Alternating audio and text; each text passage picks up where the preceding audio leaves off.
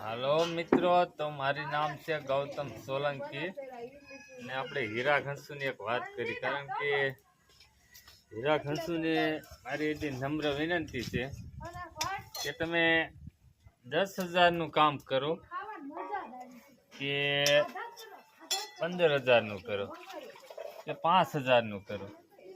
હવે તમે મહિને ને મહિને જેમ બને એમ 1,000 રૂપિયા બેંકમાં મેકતા જાઓ તો તમારે એ પૈસો કામમાં આવશે. કારણ કે